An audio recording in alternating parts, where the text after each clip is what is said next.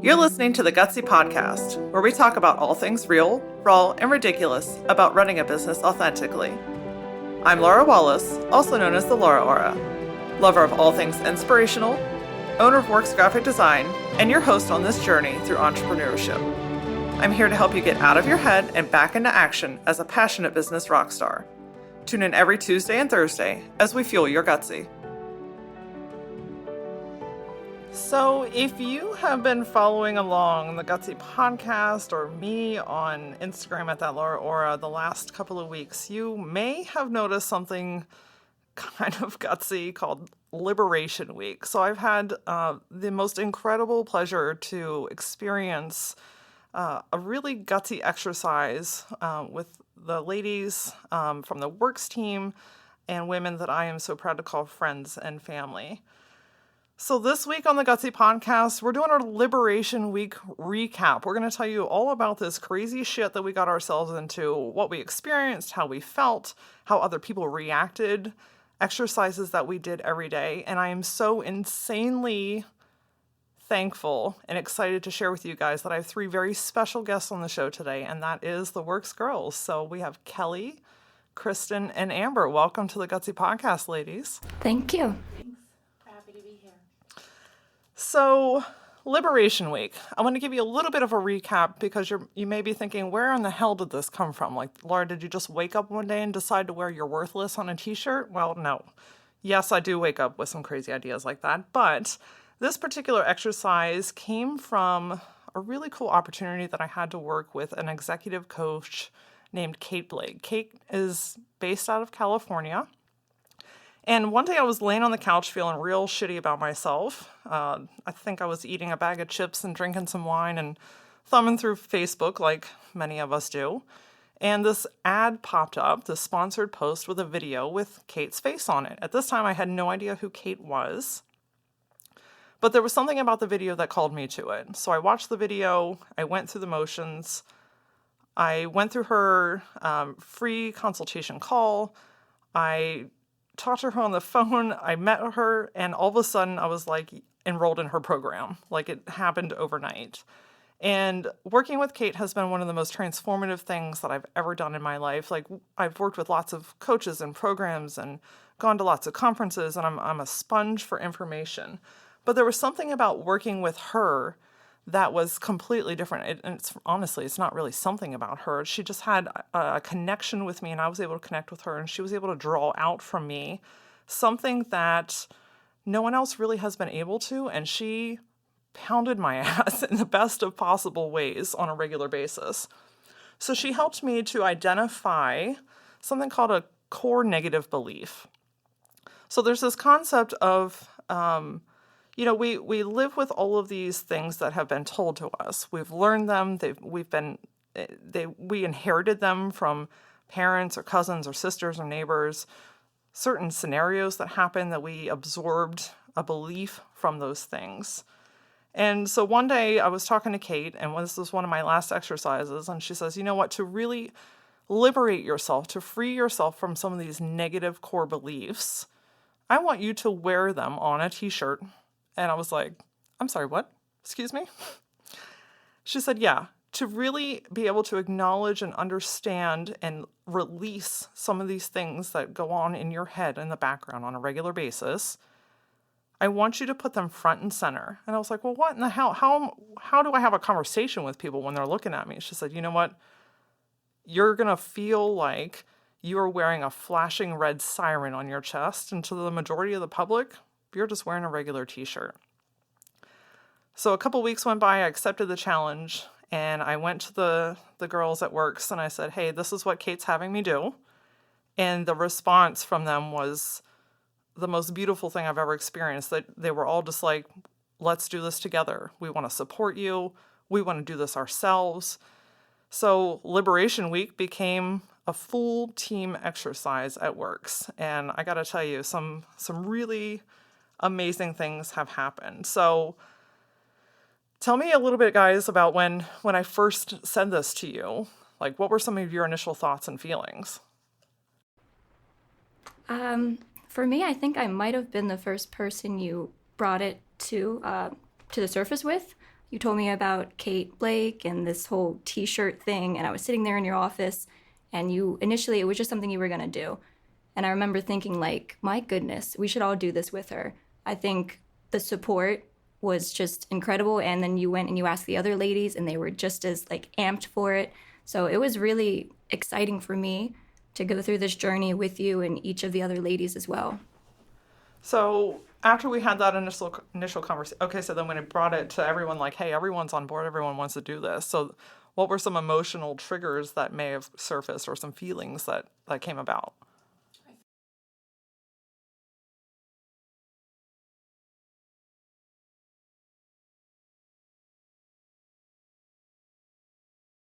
Now I'm gonna walk around with it on my shirt.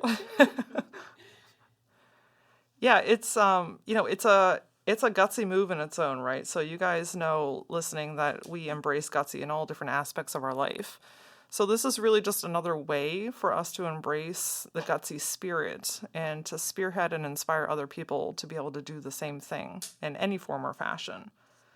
So we had to first identify what our core negative beliefs are, right? So this is not just, you know, I don't like the way my hair looks today.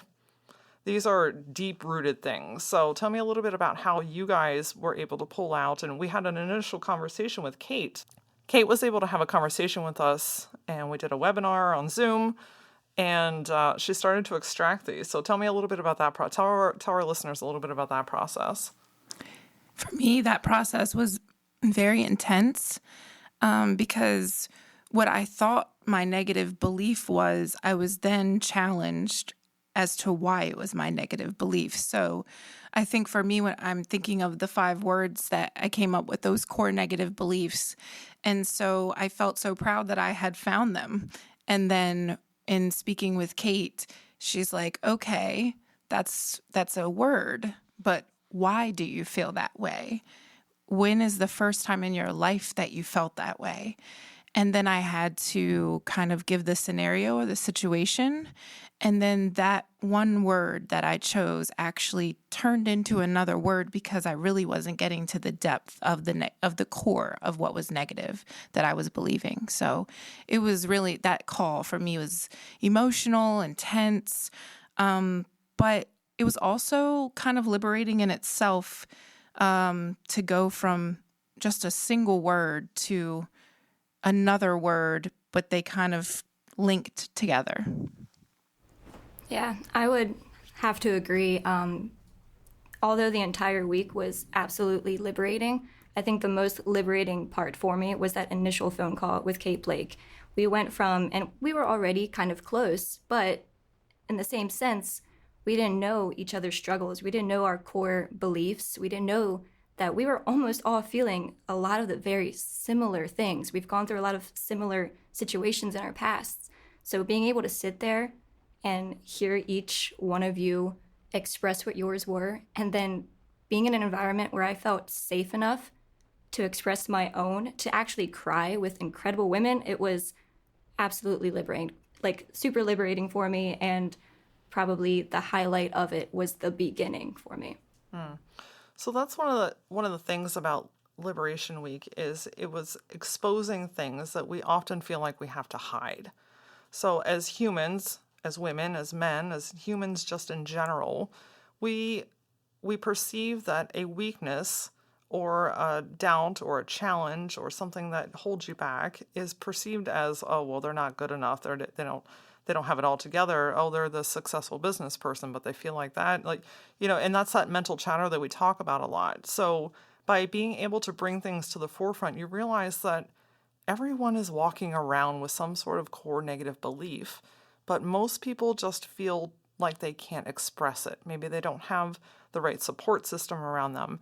Maybe they've never had the opportunity. Maybe they've never allowed themselves the opportunity to feel some of these things.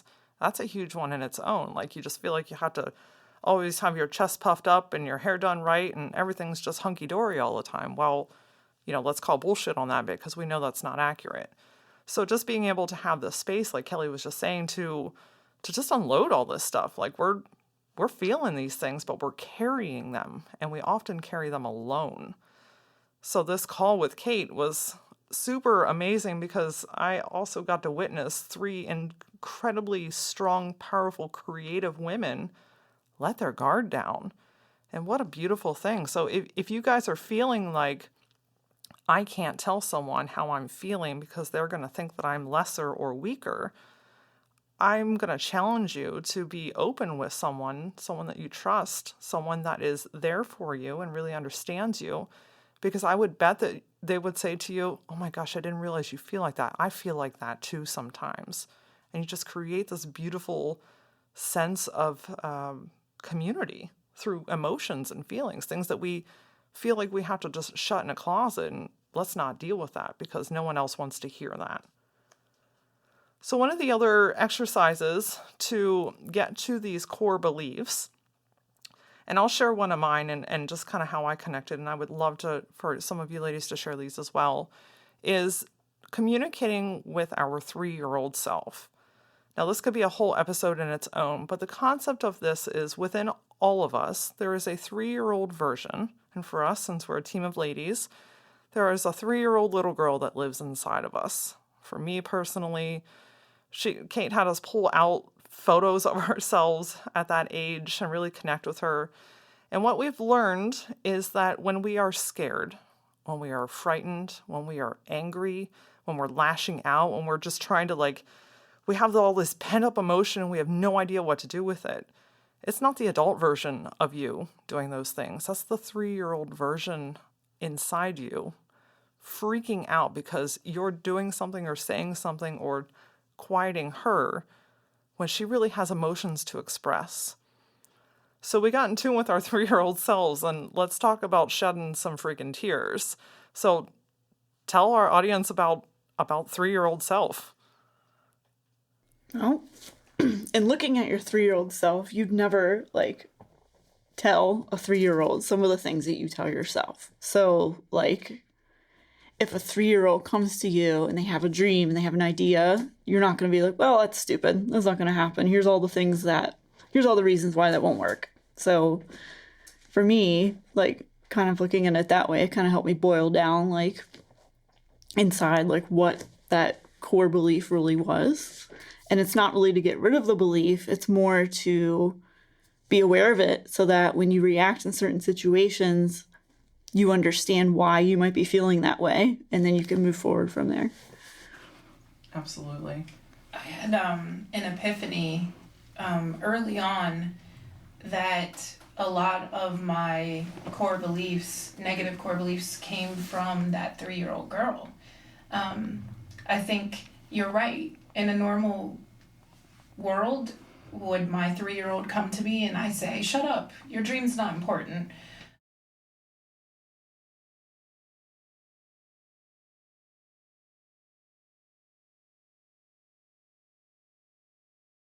With that until last week.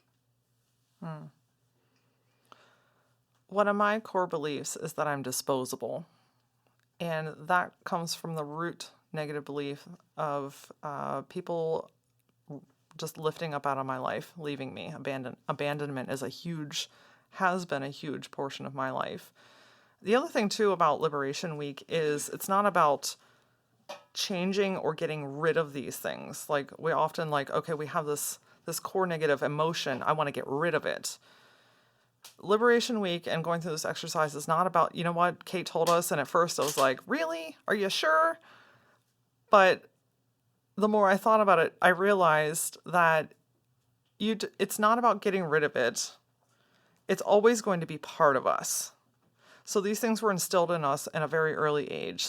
The number may be 3, it may be 5 for you, it may be 7 for you. There's no magic number, but our 3-year-old self is someone that we connect with. But up until Liberation Week, we allowed these negative core beliefs to drive our cars, to drive our buses and SUVs and airplanes. So going through this, we are learning how to adapt and understand our 3-year-old self and how she may react to certain situations.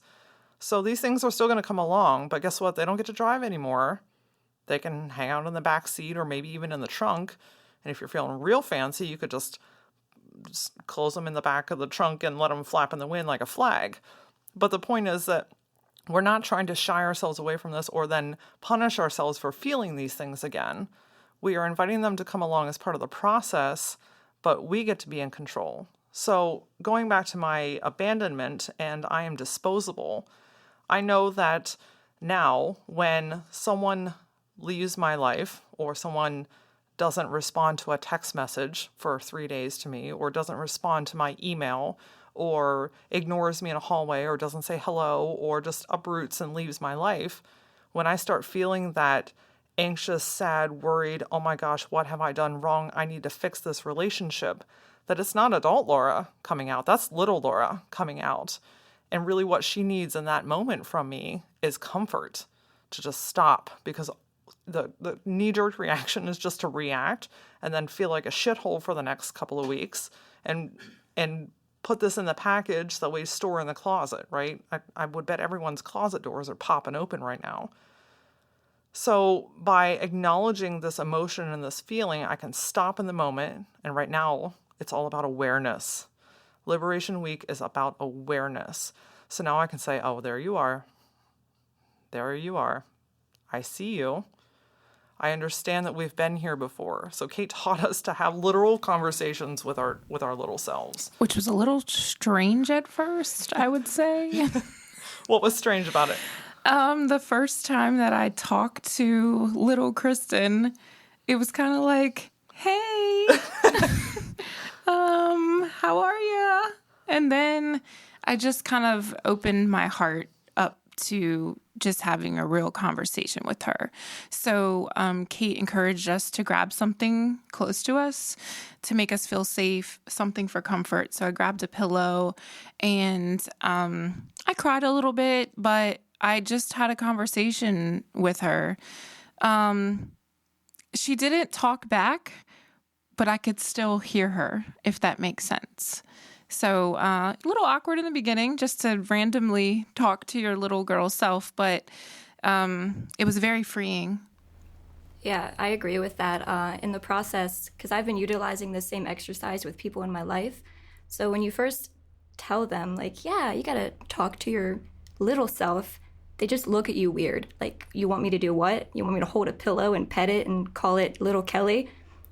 But the crazy thing is once they actually start following through with that exercise and picturing their little 3-year-old self, oh, they break down. Tears flow because they then realized, holy crap, I have so much pent up in me right now, and it really does relate all the way back. And it's breathtaking to kind of watch somebody go through that. Yeah, it's a whole different concept. It's at first very abstract, like you ladies mentioned. But the more you do it, the more you're like, oh, this is starting to actually kind of make sense. Yeah. So I was freaking out one day. And when I was going through Kate's coaching program, she was like, call me. So one of the great things about her program is the access to her. So I called her, and funny story, I was in my office. I'm behind a glass wall so you can see me. And I had turned my chair and grabbed a blanket and balled it up and put it on my chest and my stomach, and I was hugging it. And I was like hunched over on my chair and I'm crying and all this. Apparently what I did not know what was happening on the outside was a client had stopped in and Amber was like, I don't know what to do right now. He had apparently come in my office, stood in front of me, and did this jig. And I had no idea what was going on because I was so in tune to comforting my little girl that when I came out of it and I looked out and I was like, oh, hey, hi, I was meditating. The great thing, though, is, again, I want to come back to the awareness. And I would be curious to hear about how the awareness of this has affected you guys. But when I'm having that freak out moment, and I can stop now and say, oh, okay, I see what's happening. I'm not freaking out. She's freaking out. And she needs comforted because she needs to know that, guess what? Laura's not leaving. I'm not leaving her. This is just an old feeling of what she has been used to. And every time it has happened, it's proof that that was true. See, I told you. Told you people leave you, Laura. I told you you're not good enough to stick around with. So it's just being able to just pause and this is not like doesn't have to be a whole ordeal, but literally just stopping whatever you're doing, leaving your office, sitting in your car. One day I was driving home and she was like, pull off the road, get into the nearest parking lot. And I like completely lost my shit in this parking lot, and I'm hugging my work bag like it's my little girl, and it's been a really fun experience. But tell me about the awareness. How have you guys been able to channel when you're realizing that some of these negative self-beliefs are coming in? I found that on certain days when I was wearing a shirt, I would experience that feeling. So one of my shirts was "I am stupid." So anytime I get like a feeling of self-doubt, or I second guess a decision I've made, or I try to overthink it, is this going to be stupid? Like, I feel like the feelings came up because I was aware of it because I was wearing the shirt. So yeah. I found that to be true with some of your other experiences too. I think when I was wearing, it's crazy because now I'm so self-conscious of it that I'm also conscious of everyone else around me too. Yes. And that's probably the blessing and the curse of it. But so I can notice when those feelings are coming. Also other people around me, also people I don't know. So I could be having a conversation with somebody and they could just be talking in general and they'll say something and I'll be like, yep, you feel worthless. I won't say that to them unless that opportunity arises. But in my mind, I'm so self-aware of it now and so conscious of it, which is a great thing. Because before we were just walking blindly, like feeling it and then just walking right into it. Like, here you go. Yes, I am worthless. But I think for me, the negative concept is now somehow positive, which is also the part of the liberation. What I viewed as so negative is actually, I don't view it as negative anymore. I really don't. Yeah, the self-awareness part, like, I'm a sucker for all of this. I love self-help books. I have been working on myself for years. And so a lot of the things that I wore in my shirt, I already recognized within me. The most liberating part to it, though, was then carrying out, what do I do with this? You know, I know that I'm feeling this way, and I know that I'm rationalizing why I feel this way. Oh, this person left me because of this. You know, it wasn't a reflection of myself, whatever. But the process of going through and then talking to your 3-year-old self, and then more so for me, even so, as you guys already know, is just having that safe environment to express that, to feel.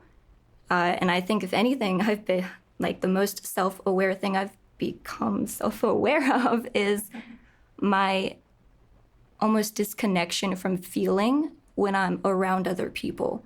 You ladies experience that. I might be in a really deep feeling one moment and then whoosh, nothing, no tears, no, not a thing. When I'm home creating my list for the shirts, I had like 15 and I was sobbing. I wrote my little girl a letter, sobbing. I get here and it was different for me. And you guys brought that self-awareness to me. Like, Kelly, I think you just don't allow yourself to have emotions when you're around other people. And that self-awareness has just seriously guided me from that point on. I'm still working on it, obviously. As we keep saying this week, we are continuously liberating. It did not stop, and it's not ever going to. But I think without self-awareness, it's really hard to get by. It might seem easy, but you're just not in tune with yourself at all. It's almost like everyone is walking around on autopilot. Yeah. Right? So we get up, we brush our teeth, we get ready for work, we get the kids where they need to go, we get our family where the dog goes out, we drive to work, we do our thing, we come home, we make dinner, we run a few errands, we go to bed, and next day we wake up and do it all over again. So this is like jolting what we typically do on a regular basis.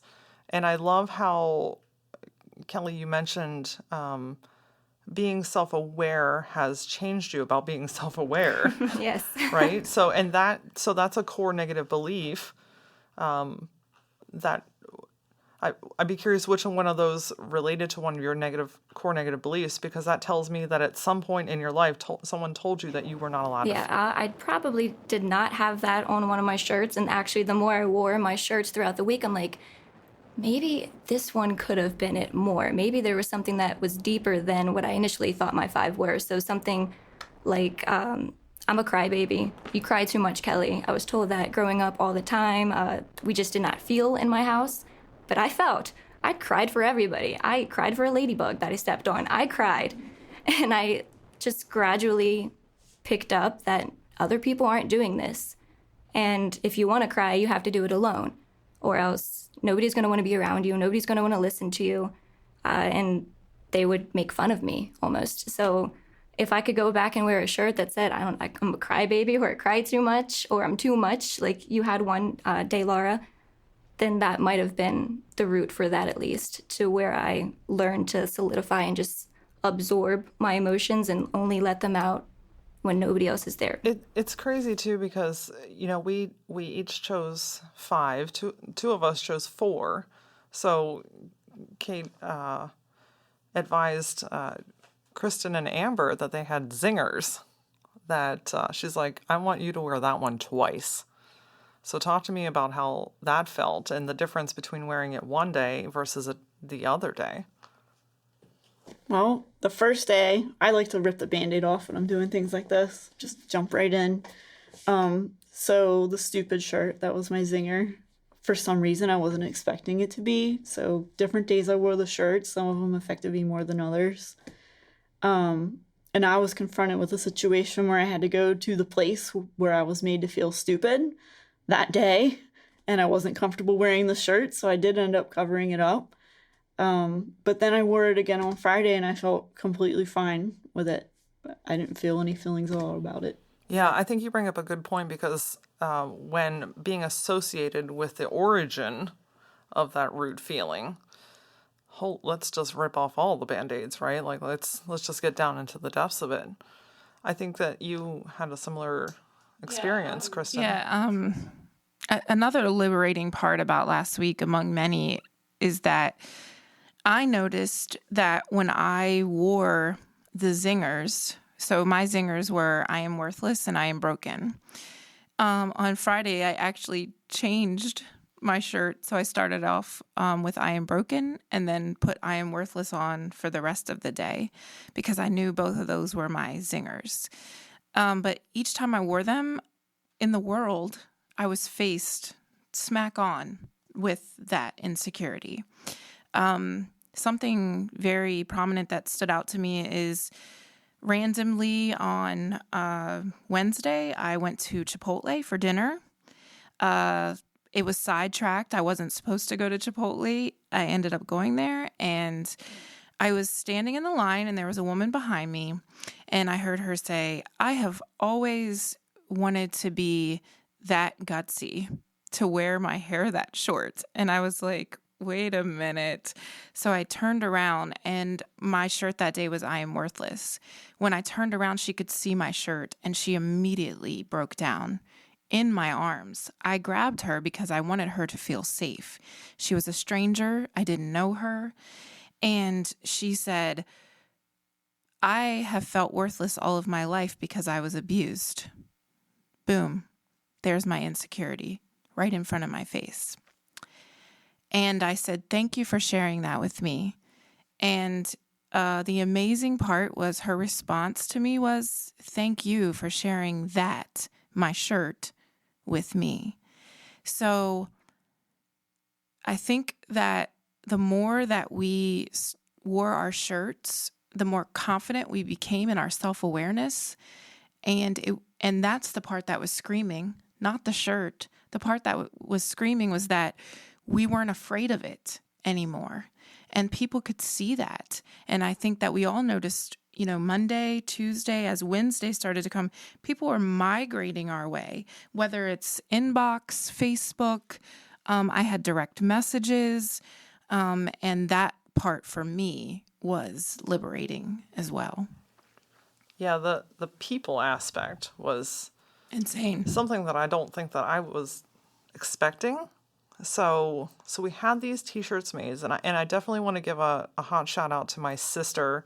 Her name is Denise Brown. She's based out of Pennsylvania. She has a little side hustle called Simply with Love, And she makes the most adorable, like, baby outfits and bows and just all these. She's self-taught herself everything. And she created our shirts for us. She printed them on with a technique called dye sublimation, I believe it's called, which allowed us to each have our own unique shirt without having to have all the extra setup costs. So I'm definitely going to have a link to her Instagram and her Facebook in our show notes. Definitely check out the amazing things that she creates. I'm so insanely proud of her, and we definitely couldn't have done this without her. So the initial, I want to talk about some of kind of the initial feelings, because so we wore our shirts, right? We came into the office, and I think for me the first day was kind of like, okay. It was quiet, and a little bit like, okay, we got this. We're good. We're strong women. We got all these things. I know for me, I first got to the parking lot here at our office, and I was like, oh, there are people in the parking lot. Okay, I got this. It's okay. And I've like scurried into the building. The whole day I was in the office working. I felt completely fine. Around you ladies, felt completely fine. And then it was lunchtime.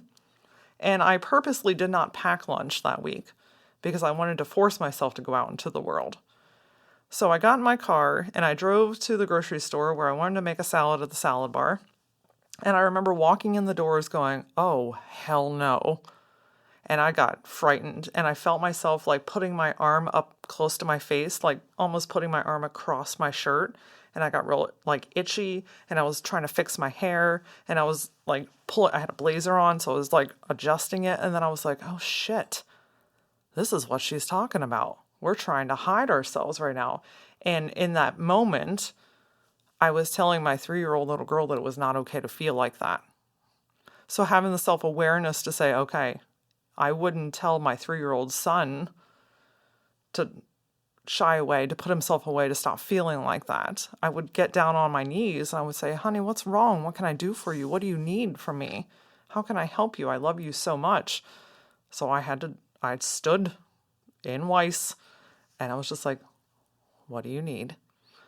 And we went through the motions, and each day was a little bit different. But I'm curious about each of your interactions, the very first time that you had an interaction with someone, or, just a little bit about your journey with that. Mine was a little different. I stayed in the office. I packed a lunch. I was safe all day. And then Laura challenged me at the end of the day to go out in public. So what's a more public place than Walmart? But in my experience, no one batted an eye. Like, no one cared. I thought I was wearing, like, a scarlet letter. It felt like the shirt burned. I wanted to get it off immediately, like, as soon as I got home. But I went to Walmart, ran an errand. No one even looked at it. It was just, like, a regular T-shirt. And then I got home. It was fine. It's just fascinating. So, one of the experiences I think that really kind of rocked me was I dropped my daughter off at daycare, and I was walking out, and the door was still cracked. I had not closed it all the way. There was another mother in there dropping her child off, and she said to the teacher, was she trying to get attention or something? And for a split second, I wanted to run to my car, like take my shoes off, run, get in, lock the door, and speed off. And I was basically telling 3-year-old Kristen to get out of there. You're not safe. Instead, I took a few seconds and said, no, you are safe. I've got you. I opened the door back up and said, yes, I am trying to get attention so that you're aware that this is something I've been walking around with for years. She immediately started to cry and said, I'm walking around with that right now. And I said, thank you for sharing. And I told her that she was safe enough to get in tune with herself to understand why she made that comment to me. So again, my interactions were very upfront, raw, and in my face. But they also pulled a lot out of me. So I think all of you ladies know probably Wednesday was like a rocker. And then I was feeling like emotionally, like somebody was sucking the energy out of me, because after that, it was just raw in my face. I was exposed. Band-Aids were off. When there's a scrape and it starts to bleed a little bit, and then you pull the scab a little bit and it bleeds a little bit more. It was kind of like I was scabbing up, and then somebody was coming and pulling the scab off, and there was a little bit of blood, and I was like, no, and let's put a Band-Aid back on this. But I felt really safe because all of you were around me. So I knew that if I needed safety, to just ask for it. I'm not safe. I need you guys, and you were right there. Kelly brought up a really good point at one point. So the second day so every day we had these daily powwows, which I want to come back to in a second. But Kelly brought up a thought, and we were all like, oh, thank God. We were all kind of feeling that too, is I feel like, and this, Kristen, plays into what you were just saying, I feel like, what if people were thinking, am I depressed? Is there something wrong with me? What's going on with me? So what was some of your interaction, or what caused you to feel like that? Yeah, that was before I even had the shirt on. It was a fear in the back of my mind, like, oh no, somebody, and then you ended up asking Kate about this, and her feedback was just incredible and makes sense as to why I was probably feeling that way, though. So I was afraid that I was going to come across as needing too much, being a victim. And throughout my life, I've told myself, Kelly, don't play the victim. I've had people in my life who did that, and I just did not want to follow in those footsteps. So, I'm good. I'm okay. I'm good. I don't need anything. So, and as I mentioned earlier, just showing that emotion isn't something that I would do. It's not something I would do in public. I'm very withdrawn with myself. So, yeah, I was nervous that people were going to approach me and think that I'm not okay and I need help or I need that. And that was more so just a reflection of my little girl self being afraid of people knowing that, no, I'm not okay. So Kate's advice was just really on point. I experienced the same thing so when I was at the salad bar, I'm like, oh my gosh, what if these people think that I'm like having some kind of way with myself? Like you need a hotline number? I just got real frantic and disoriented and trying to close up my shirt and stuff. And then, so we went to Kate, and basically it's a reflection of what we have been doing our whole lives. So one of my aha moments in this whole thing, and also at Chipotle, apparently that was the hot place to be. Over guac. Everything is better with guac. Yes. But the one day that I was wearing, I forget exactly which shirt it was, but I went to lunch, I went to Chipotle, and that particular day I felt like a badass. So I walked in and I saw people. It was the day that I felt like the most people were looking and reading. And that day I was like, I'm not going to say a damn thing. If they want to know, I'll talk to them about it. But in that moment, I realized that we hold ourselves back or over-explain or tend to go 10,000 yards farther than we need to. Not because we're afraid of being gutsy ourselves, but because we invest more time and energy in how the other person may or may not feel. Yeah. We do a lot of holding back, like, oh, I really feel like I could do this, but that might upset so-and-so. I really feel like I could wear this insanely bold print dress, but I've never done that before, so people might think that I'm trying to get attention. Like we just always put other people's needs, thoughts, emotions, and feelings in front of our own, but then it gets internalized, and then it kind of goes back into the same cycle. So every day we had powwows. So at the end of the day, we all came together. It was honestly one of my favorite parts of the whole process, because in that is where I was able to really hear all of you, and we talked about our days. So tell our listeners a little bit about our powwows and what they did, what we talked about, how they felt. I remember a powwow that was most impactful for me is I wore a shirt that said "It's my fault," and ironically, someone told me it was my fault a few times. The first time didn't really faze me. About the 8th time, I was like, Jesus, it's my fault. It's my fault. When I left, I remember I was on my way here getting ready for the powwow, and I couldn't get out of my head that it was my fault. It totally overcame me. I didn't feel safe. I almost wasn't able to comfort little Kristen because I was so overwhelmed by it being my fault. And the powwows for me were very impactful because we would come in, and if anybody was facing something, you kind of made it safe for that person to express it immediately. And I remember walking through the door like, I don't feel safe and I need to get this out. And so you called the powwow a little bit early and we came together. I think the powwows were impactful as well because, like Kelly was saying earlier, we got to know each other in 1 week, probably what takes most people or women years to know about each other and become that close. So for me, you guys are my sisters for life. And I truly feel that way because we have been connected on a way that I don't think you can get any deeper than getting in tune with your 3-year-old self and then exposing that to people. Some of us have known each other for years, some of us just a year, some of us just a few months. But I honestly feel like that doesn't even matter anymore because we're playing on the same field now of emotions and heart and getting to know each other. So the powwows for me, they were beautiful, but also I felt like I was finally in a safe place to express what was making me feel not safe. Yeah, the powwows were great. They honestly ended up extracting more from me each time than I knew I was willing to give away.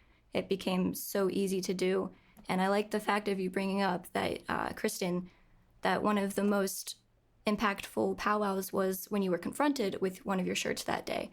And I thought that was really neat because each of us were confronted with a shirt we were wearing the day we were wearing that shirt. Like, thank you, God, he knew what he was doing. He just really wanted to make sure that we got liberated through that. So those were very intimate powwows when we expressed like, okay, yeah, I know you see that I'm wearing this shirt, and I know I kind of told you why I'm wearing this shirt, but this person just made me feel like this shirt, and I need to tell you why right now because I'm all worked up and anxious. I think that's probably the only time that I felt a connection to my shirts is when being confronted with it, and you ladies helped me immensely. So the powwows were beautiful.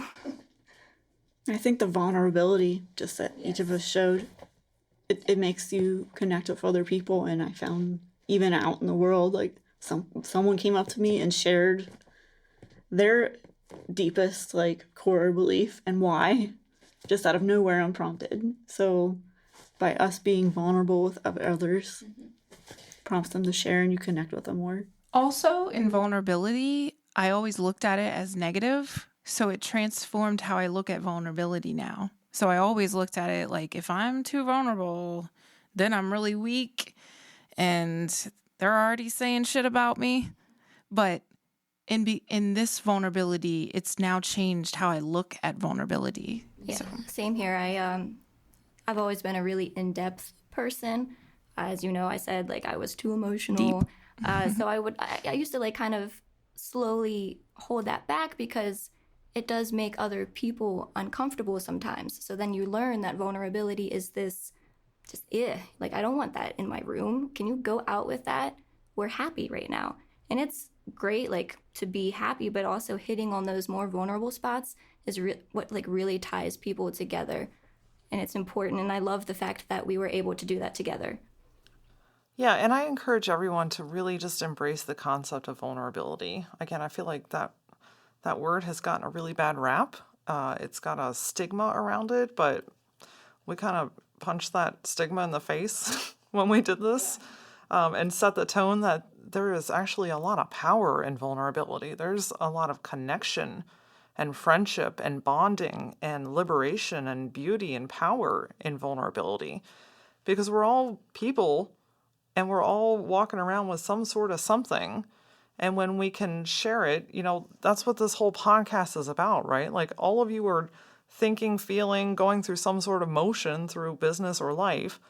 And by hearing at least one other person say, you know what, it's totally normal. I get you. I'm sorry that you feel this way. Let me be there for you. I can be a sounding board for you. That connection to know that you're not alone Like, it literally just makes me sigh, a sigh of deep breath, because it's like, oh my gosh, I've been fighting this silent battle in my fucking brain for decades. And now all of a sudden someone hears me and now is supporting me and boosting me because of that very thing that I allowed to tear me down for so long. Whew. I mean, it's just insane. Yeah, I thought it was pretty awesome to get some of the feedback because, like you were saying, Laura, a lot of us, we act put together. A lot of us were looking at somebody, we might be following somebody, or somebody's our role model, and they just look so put together. And feedback that we had gotten is, you felt that way. There's no way you felt like that. I got that too, which is crazy. Like, yeah, I do. Do you?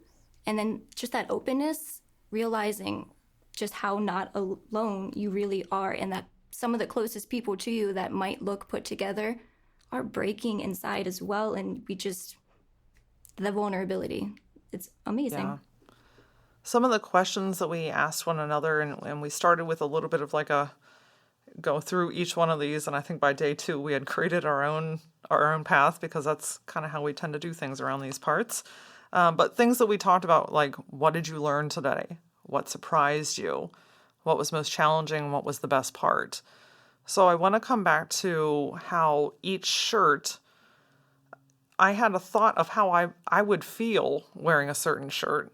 And then once I felt it, I felt something different. And the one that I thought was going to break me was actually the one that I felt like the most badass. And the one that I didn't think was so deep, I was a hot mess. So what were some of your experiences with some of what you thought your emotional expectations were, and how those differed?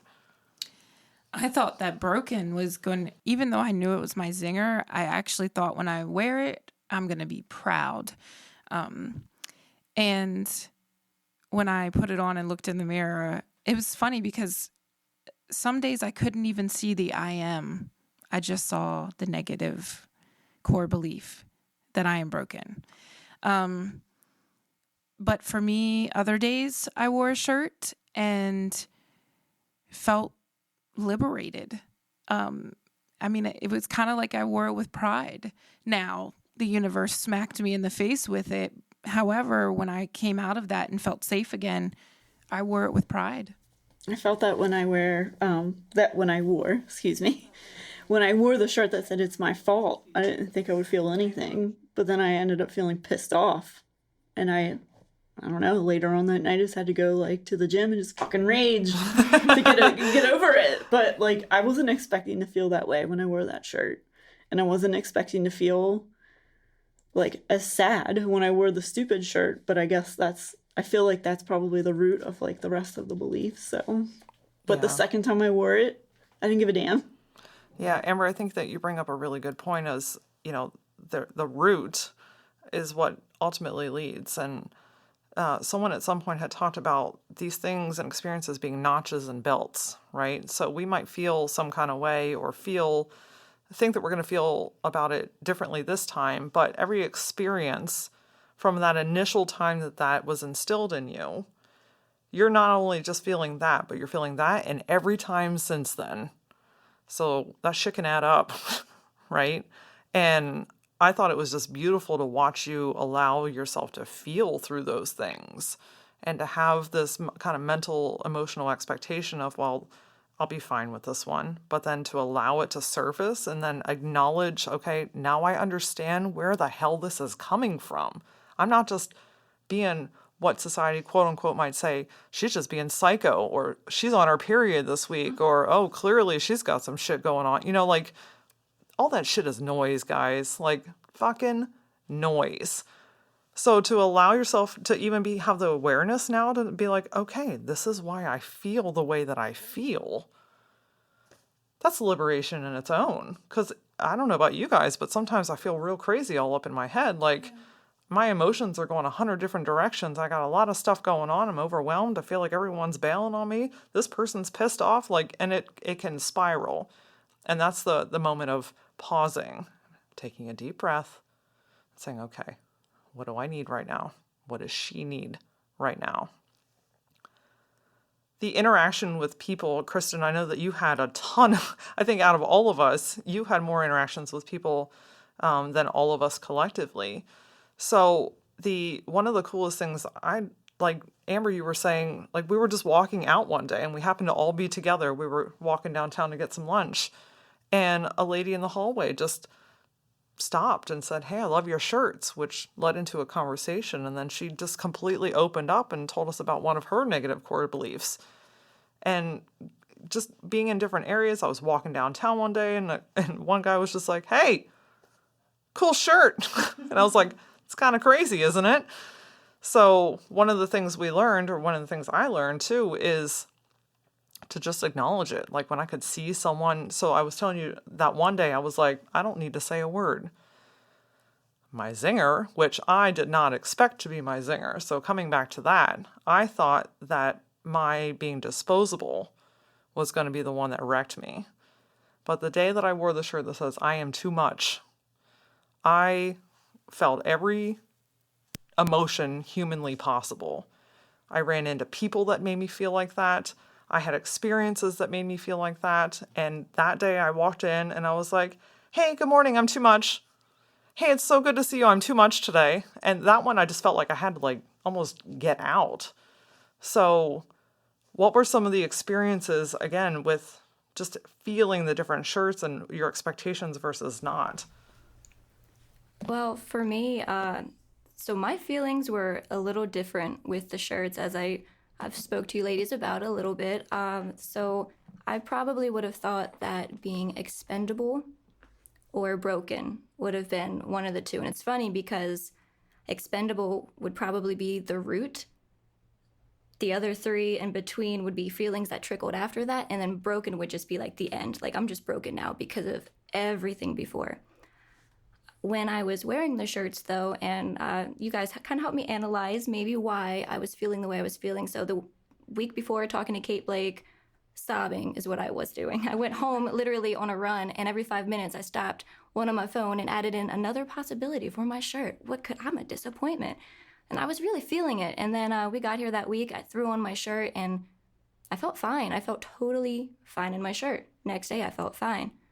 And I went throughout the week, and then towards the end of it, everyone was having these connections and they were feeling their core like lies just really coming out. And I had like one little experience with it, but then after that it was just like, I'm not feeling anything with this. But what I came to kind of realize in combination with, as I have spoken on, my fear of kind of feeling out loud, I guess, but I was just primarily okay because I felt super safe where I work. I feel super safe with the women that I work with. I would come into work and I didn't feel like a disappointment. I came into work and I was wanted. I was remarkable. You wanted to hear what I had to say. And I think that's what got me through this week. And also being able to talk to you guys throughout it and just know the support that I had. It was just like I felt super safe. And that was my most liberating process through it. So the shirts didn't do anything, but you guys did for me. That's amazing. And I think it's really important to understand that to each their own, right? So at one point there was a conversation like, I'm not having an experience like you, so I must not be doing it right. Yeah. So that's an internal feeling coming right out. Like I'm not doing it right. I'm not crying with people in Chipotle. I'm not going over here and someone's saying this. But we all experienced our own thing. So I'd be curious, what was one of your key takeaways through this process? My key takeaway was that it doesn't control me. That these things that I have been so ashamed of, but when I realistically think about it, I've been wearing them. I've been wearing these things. People have seen them. I didn't define what they were. I've reacted in ways. So for me, seeing the reaction and then being self-aware of it, which is another reason that I pulled that out of you when you were saying, Kelly, that, I'm not having the same response. Why am I not feeling anything? The only thing I can think of is that I feel safe with you guys. So it's positive for me. And that's why I challenged you to feel. So you feel safe. So now feel. because you are safe. And I think that's when that happened. It's funny, though, the same day I challenged you to feel, I remember leaving and something happened, right? Made me feel insecure. And I was texting like, somebody call me. I don't feel safe. And Kelly immediately picked up the phone and called me. In the moment I heard her voice, I immediately felt safe. And then I started to process and vent and comfort little Kristen. So a big takeaway for me is that I am not alone. I think for me, one of my key takeaways is, just how I almost feel like I know a secret that the world needs to know. Like, I feel like I'm walking around now with a different lens in my sunglasses, and I can see it now, and I can feel it now, and I can understand. It's given me even more. I did not even know that I needed more empathy, but it's given me even more empathy to understand people on a deeper level and why they're reacting and how they may be lashing out or feeling worried or concerned. Or I can see it now on you three, plain as day, which is such a gift for me because now I can help you through that. We also created this safe zone at the end of the week that said, if I see this in you, is it okay if I call you out on this and we walk you through it? And everyone was like, absolutely. Because that's where the change really happens. It's being aware and doing something, aware and doing something. It's not just this thing that happens in the night. So being able to, I also realized that, man, I have made just a lot of decisions based off of worrying about everybody else's shit. Yeah. When I wore that shirt too much, I was pissed. I came into work literally pissed. I woke up and my outfit wasn't going on right. And I had this black and white theme that I was hell-bent and determined on. And I tried to put on that outfit, and those pants were just hitting me in all the wrong mom ways that day. And they were pushing in my upper stomach and pushing out my mom pouch. And I just felt, ugh. So I ripped all that off, and I changed 4 different times. And I was pissed off at myself because I ended up wearing color that day. And Amber's like, who made that rule? Why do you have to do that? And I was like, I made the damn rule. I can't go against my own fucking rules. So I text them and I'm like, it's a half an hour after I'm supposed to be there. I haven't even left my house. I'm in a fucking raging mood. I don't know what's going on. But I think I was angry because I realized, yes, I have accomplished a lot of beautiful things in my life, but I also know how many things that I held myself back from based off of everyone else or a handful of people or certain people. So that day was really great for me because I don't have to do that anymore. I am not too much. I'm actually pretty fucking fabulous. And I'm okay owning that now because I know what my positive resonating energy does to those people around me. I second that. Yeah. Thank you. That is true. I'll say this. When you wanted to wear the black and white, it was safe. You weren't too much in that. And when you put on the color, then you started to resonate with the core belief on your shirt. And I think that's probably what sent you into rage mode is, oh, I look fabulous, but is this too much? And I remember asking you, Lucy, how do you feel right now? You're like, I don't fucking know. I don't know how I feel right now. And I wanted to encourage you that is also okay. It's okay not to be able to identify what you're feeling in a moment. How about some other takeaways? I would like to go off of what you were saying, of the more empathy thing. It helps me approach, I'm going to quote, Kate Blake's kind of tagline. It helps me approach, the way people react to me or they lash out at me by being curious. Okay, well, what happened to you to make you feel that way? And just look at it through a lens of love and compassion. What can I do to make you feel better about this? Make you feel safe right now? Yeah. I have 2 takeaways, I guess. One of them kind of goes along the lines of what you were saying, Laura, about how you said that you held yourself back. And when I started thinking about these 5 shirts and then putting it all the way back to my 3-year-old self and realizing the core beliefs behind those. That's like, okay, at 24 years old now, for the most part, I'm the one that's still telling myself these are true. It's not because somebody else looked at me and said, Kelly, you're too unremarkable to be with. No, I am stuck in a feeling that I felt years ago that nobody is telling me is true. I am just picking up on things that maybe feel the same type of way and telling them that that's their truth about me. I'm the only one that's allowing them to be alive. And that was just a huge realization and epiphany to have, that it's like, you know what, these people don't actually feel or think that. And then that takes me to my second takeaway, that even if they do feel that way, even if I'm not their cup of sugar, something that Amber told me that I've literally been using almost every day to talk to other people, and it's an amazing analogy, maybe you've heard it. It's that you could be the juiciest, ripest peach on a tree, but not everybody likes peaches. So even if somebody does not choose me, they don't stick around with me, it's not a reflection of me.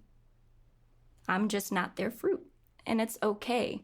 That's one of the hardest things I've had to deal with, from feeling expendable, from feeling abandoned, from feeling like I'm just this unwanted, worthless person that nobody desires to stick around with for long, at least. It's just that I'm not supposed to be for everybody. There are going to be people on my frequency that I am meant for, and I'm waiting for those people, and I'm keeping those people in my life and not worrying about the rest. Damn straight. Mic drop. Yeah, literal. We could Can I drop get a mic all, in here? We Drop. could get all 4 of these mics. Wow. I want to add to something that you just said too, and how what you're feeling is based off of old feelings, something that happened years, months, years, decades ago. That's our little one saying, see, I told you it's true. There it is again. And it's so easy to just snap back into that mode. And now you have like this really awesome gift, I feel like, to be able to say, you know what, it's okay. It's okay. That doesn't serve me anymore. We talked a lot this week about raising vibration. So there's a frequency on the planet, and everything and everyone has a frequency. So by doing this, we raised our vibration, right? And by doing that, naturally, some things fall off that vibration level and some things rise up to it. And we level up with certain things. And it's just been cool to feel the difference in people even around us, and how beautiful that has been. You heard me say something a minute ago. I said, thank you. That is true. So accepting compliments and going through this process and not telling people that they're wrong. So if I said, you look amazing today, and you're like, oh, I just don't like this. And that's basically telling someone that their opinion of you is wrong. And especially when someone is giving you a compliment or building you up, we are basically telling our little one, you can't accept that. Almost like I know you can't see me right now, but I'm literally like smacking down, like almost smacking a dog on the nose. You can't accept that. So tell them every reason why that's not okay. I'll touch on that for a second. So you ladies shower me with compliments all the time. I know I'm stylish. I love to be stylish. It's my thing. It's what I do. But growing up, it was a core belief that I was bougie. I thought I was all that. Who do I think I am? So I remember the first time you guys were feeding me compliments, I'm like, oh, it's nothing. I got it at the thrift store. Just put it together. And you're like, no, you are rocking. You are fashionable. And I remember being able to accept that a little bit better last week of like, thank you. That is true. Yeah, I've been going through that too. So ironically, for those listening, I am the social media person. I am the words girl. You wouldn't know that almost everything that I put up in words, I doubt. I'm like, oh, that's not good enough. Just post it, Kelly. And I have so much incredible reassurance and support. And I've had Laura come and tell me, like, Kelly, that was fantastic. That post really just, was amazing. And I'm like, it was okay. So, like, I've had that exact doubt throughout my life and within myself, that I'm now, you guys are helping to challenge me with that. And I'm also just aware of it and challenging myself more, being like, this is good enough, Kelly. you do have things to say, people are listening. And just, it's been really amazing. So the same kind of experience is just different. But yeah. I think that we've been taught that if we stand in our light and own all the wonderful things about us, then we're full of ourselves, we're bitches, we're conceited, oh, look at her, she thinks she's better than everybody else. So it's easy to dim the light down. It's like we went to Lowe's and got a dimmer and was just like, if I just have it just a little bit of light today, and maybe I'll lift it a little bit tomorrow. So I think Liberation Week 2 was all about standing in our light and owning the beautiful parts of ourselves and being unapologetically, authentically who the hell we are. Because when we are those people and we are those women, what a positive ripple effect and what a positive role model we set for all those people around us. So I'm going to guess that there's probably a handful of listeners that are thinking, okay, well, this is freaking awesome, right? You guys did this. You're an amazing team. How do I implement this in my own life? Or I don't have a support system like what you guys have right now. So I'm curious what advice you would give some of our listeners today on how they can fold this into their life. Call me. I'll be your support system. It's something also just before Kate Blake came into our lives, we were all dealing with this and not talking about it. But then we realized after opening up, and sure, it was a challenge that started it, but once we did, we just realized how easy it was to do that, how accepting one another were to our feedback and what we had to say and feel. So you quite frankly could have that support system in your life. It just takes voicing yourself. It's as easy as that sometimes. Hell, we had men. Right? Yeah. I even had strangers come up and be supportive. Like, it doesn't have to be people you know. I find often that if you're feeling like everybody's kind of bringing you down, that strangers are the most supportive people ever. Yeah. There's been talk of a men's line of Liberation Week, and I think that we have unofficially dubbed this as an annual exercise, because one of the things too is life changes and shifts. New core negative beliefs have an opportunity to present themselves in a different way. So I think every July we'll be doing this exercise in some form or fashion.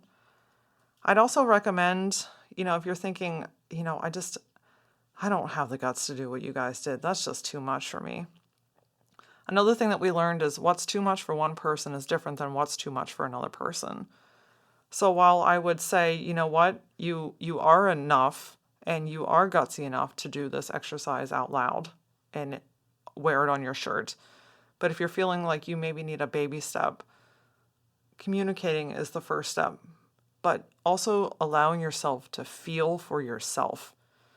And sometimes that's just sitting, and if you need a sad ass song to kick it off, or you need to watch The Notebook, or whatever you gotta do to get those emotions going, you have to allow yourself the freedom to feel what you need to feel. Because if you listen to Amy Taylor's episode a couple weeks ago about the shame eliminator, you cannot heal what you will not reveal. And not everyone deserves a front row seat to your show, but if you can't even get real with yourself, these things and these patterns will continue. A friend told me last week, and it was just another drop the mic moment. If you can't tell yourself the truth, you're a liar, period. And it really resonated with me, because if you can't tell yourself the truth, how many lies are you telling other people to cover up your real truth? So to close us out, I'm curious how this exercise has changed or altered your core beliefs. Like you said, they may visit me from time to time. They're not going to ever go away. But I replaced them with the truth last week. So now I know what the truth is, and that is what I reveal. Because I was able to face it, I revealed it, dealt with it, and now when it shows up again, it's kind of like that moment where you go I see you, And now I'm more self-aware of it. So I can see it, feel it. I'm going to allow myself to feel it now. 2 weeks ago, I would have been like, no, girl, you're strong. Mm-mm. And now I'm kind of like, no, you are strong, but it's okay to be weak right now. Feel it. I have an amazing support system. And even if I'm by myself and no one is available, I will grab that pillow and hug it and comfort her and talk to her and let her know that she is okay. She is safe. Whatever she is scared of, I am going to beat the shit out of them. And then we will carry on. Yeah, I still talk to my little girl self, so that's one thing that I'm going to keep carrying with me. I've probably done it 10 times today. Anytime I feel a certain type of way, I'm like, Kelly, actually, even sitting in this chair at first, my heart was racing. I'm like, I hope they can't hear that on the other end through the mic. I'm like, Kelly, what are you so afraid of? What is this fear that you have? It's not this situation. It's a fear from the back. Like, oh my goodness, I have a voice and people are about to hear it. No, nobody cares what I have to say. No, little Kelly, some people do. So just self-soothing and self-talk, even if I look crazy, even if I'm like you, Laura, in my car holding my purse, sobbing, I'm going to be that girl. Because this Liberation Week has just helped me find me more and take me out of hiding, out of the dark. And by going back to that whole frequency thing, it's just sticking with those people and not allowing the others to drag me back down. Well, and knowing that the others were you before you were liberated. Yes. That's true. That's true. I feel like I have more empathy for myself because I can understand why I'm feeling the way I'm feeling. So more self-understanding, more self-awareness. I can always bet on myself. Like, I kind of knew that before, but now I know it for real because, like, I'm there for myself. I can be empathetic. I'm not like, nope, it's not okay to feel that way anymore. Yeah, that's an important thing because I think we're all a bunch of empathetic ladies, but To others. being empathetic to yourself, Right. it's Yes. like, Right. So hard. we push it to the side. It's like, oh, you don't need that. Yeah, You give don't yourself need a little any of it. grace. Yeah. Right. So that's important to carry too. Yeah. I think for me, I learned that for the first time in 34 years, my ass is ready to stand in that light. I have shined a word? I'm looking at Kelly. Shined. I have shined throughout my life in different aspects, and I feel like I've raised up and then pulled back. It's almost like a rubber band effect. I'll run as far as that rubber band will stretch, and then I'll snap it back because anything beyond that might be a little bit too scary not for me. I feel like if you looked up Gutsy in the fucking dictionary, my face should be there, right? And I'm okay owning that. So it's not too scary for me, but it's too scary for other people.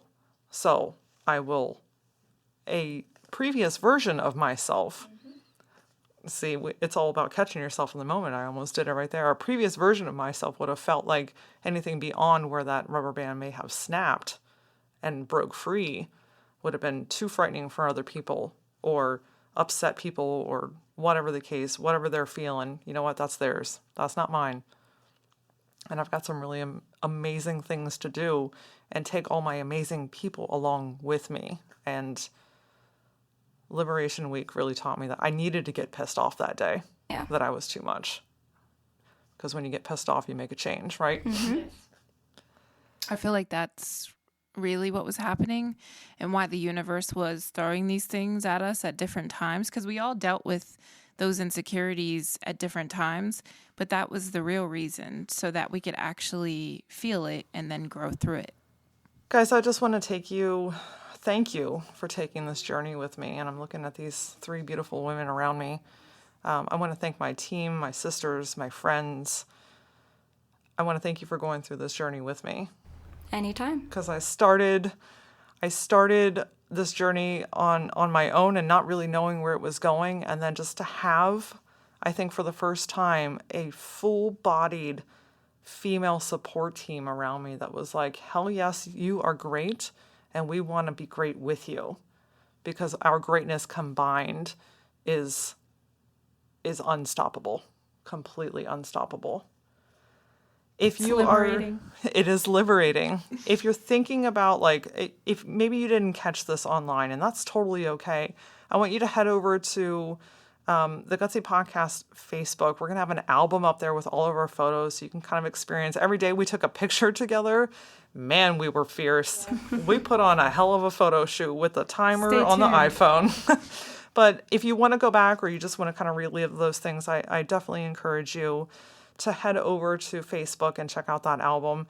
If you have questions about this exercise or want to know more, I definitely also encourage you to reach out kateblake.com. We're about to launch our website, and if by the time you're listening to this, maybe it has already launched. Phenomenal human being who really helped us to just crack the seal and get to something that was pretty damn phenomenal. Join us this Thursday for our Power Back. We're going to talk about owning your core beliefs. So we're going to carry this theme forward for our Power Back. And how do we recognize and own and understand our core belief, and understanding the the gas and brakes are because of this belief. So pushing on the gas and going full force, and then slamming on the brakes and stop yourself. Until then, follow the Gutsy Podcast on Facebook and Instagram. And for more Gutsy insight, follow me personally on Instagram at @LauraOra. See you next time.